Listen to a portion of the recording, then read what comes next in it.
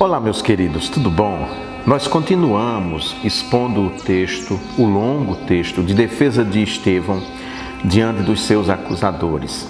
Esta semana ele relata como Deus se revela a Moisés e o comissionamento que Deus faz a Moisés para libertar o povo, para conduzir a Canaã, a terra prometida.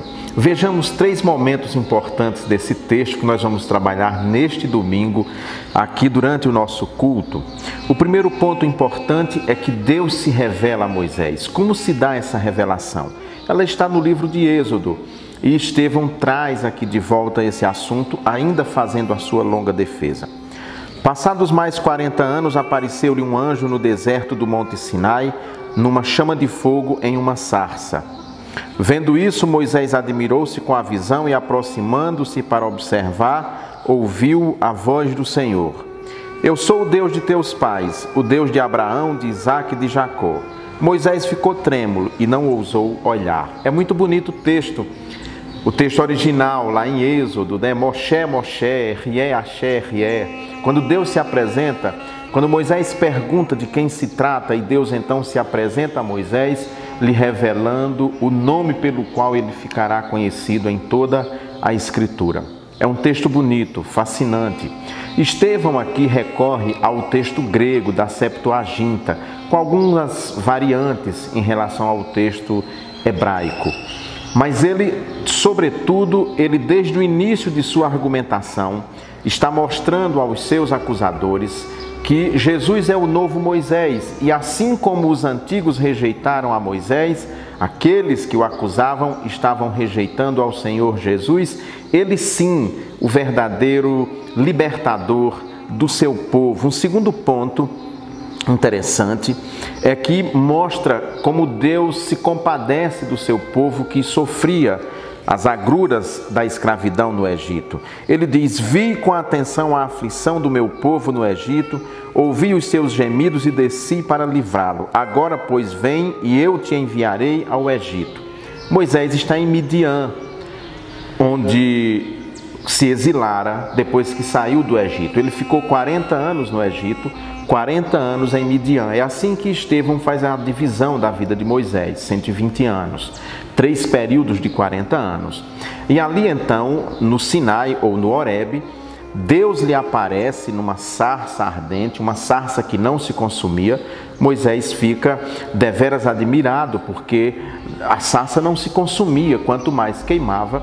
E Deus então o chama, diz que ouviu o clamor, ouviu o lamento, ouviu o choro do seu povo que estava sendo escravizado no Egito, passando pelas mais difíceis situações, e que ele, Moisés, seria a pessoa ideal para voltar ao Egito e libertar o seu povo e levar o povo à terra prometida, a Canaã, tirando-o da escravidão.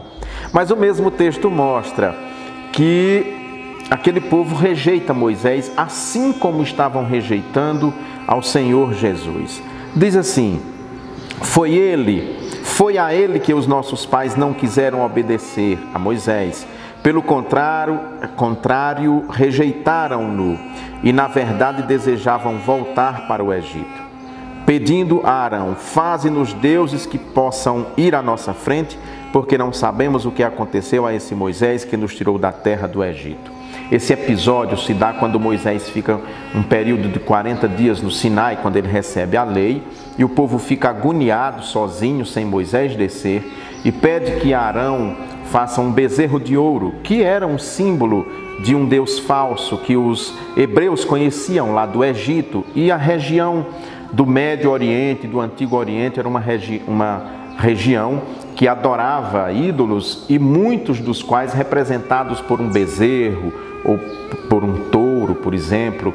Isso era muito comum. Ainda hoje, em escavações arqueológicas naquela região, não é raro encontrarem objetos grandes e pequenos representando um touro ou um bezerro, que era símbolo de adoração do povo. Aquele povo rejeita Deus, aquele povo não quer saber do verdadeiro Deus, mas quer, ainda que seja um ídolo, algo que seja palpável, que eles possam tocar, que eles possam sentir. rejeitam a Deus, rejeitam a liderança de Moisés.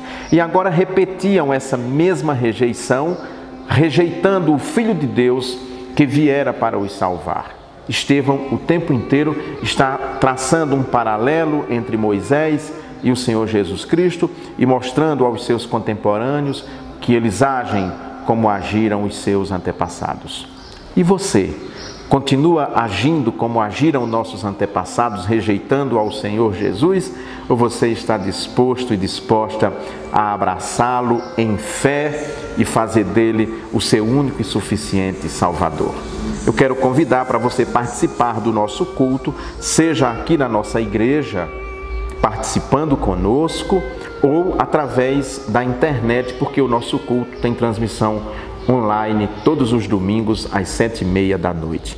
Eu espero você e que o bom Deus nos guarde e nos proteja para que a sua vontade seja realizada em nossa vida e possamos amanhã louvar, adorar e ouvir a palavra de Deus. Tchau, tchau. Deus nos abençoe.